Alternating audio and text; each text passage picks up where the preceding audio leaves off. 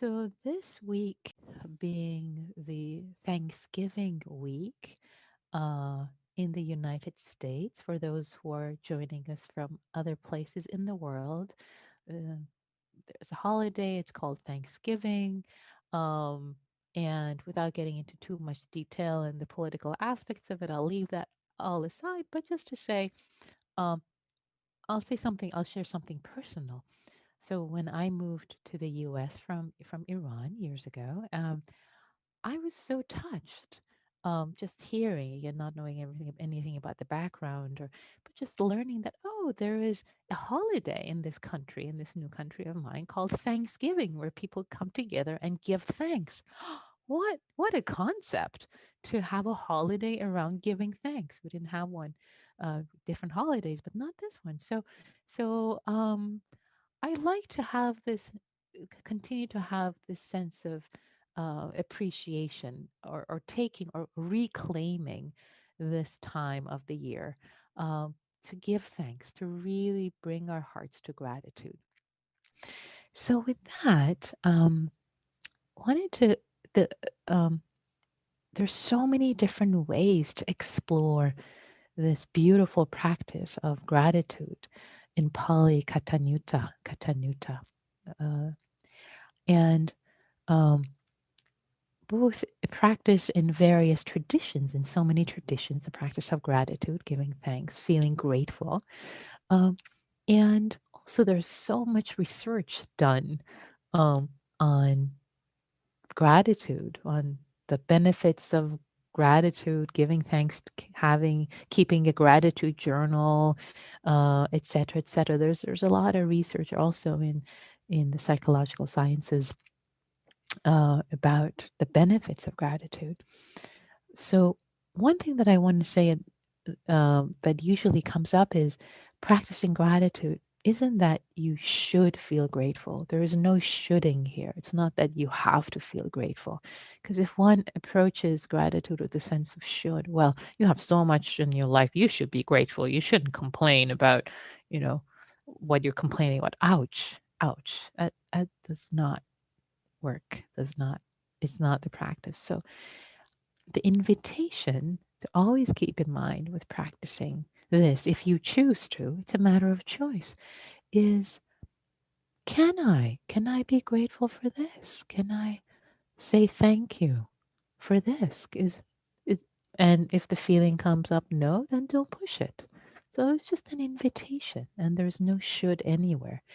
And also the idea isn't that being grateful means you don't um there's no negativity, or there's no challenges or difficulty or suffering in life. Of course, both things to be grateful for, blessings, and yes, challenges too. Both, and one doesn't overrule the other. Both and. So one thing that I was really inspired by, so actually that's what I wanted to do this tonight's gratitude practice about. Maybe I'll say a couple words.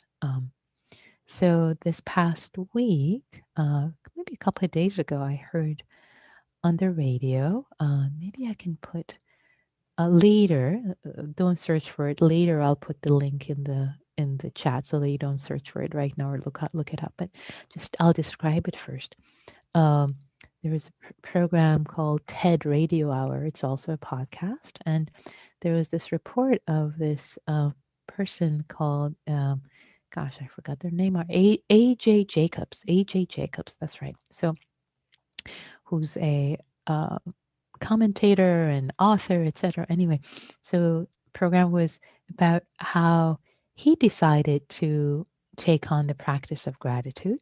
So he decided, and this is a practice, by the way, we do in guided meditations, and especially Thich Nhat Hanh interbeing, when you take one article, something, let's say, something you're wearing or something you're eating, and you try in your mind to thank all the beings, all the people who had something to do with how this got to you, how, for example, the scarf, how this got to me in my mind, like, oh wow, the person who gave it to me, and the person who um, got it to the store, and the person who made it, and all this structure, you start to think about them.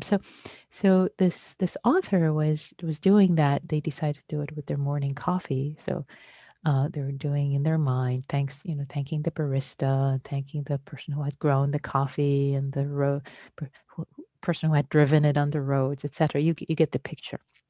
Person who had stocked it on the shelf, and their son says, um, something like, "Oh, Dad, um, none of the people whom you're thanking, they're not hearing you." So he makes it into a personal project to actually travel to all the places and physically thank everyone who was responsible for his cup of coffee. So this becomes a journey that he writes about. He actually goes to South America. I mean, not only the baristas and the people who drive, and he goes to South America and thanks the farmers, and they say, well, yes, thank you. So they take it to heart, and then they become a part of it and say, well, we could never do our job if it wasn't for these other people who supplied us with the this and the water and the this. And so it becomes this huge project. So he says he realized it doesn't take a village to make his coffee. It takes the whole world. Takes the whole world. So um for him to have this cup of coffee. So this sense of, wow, so many people, so many human beings, so many causes and conditions, and just a sense of humility and a sense of gratitude of us being part of this vibrant um, network of humanity.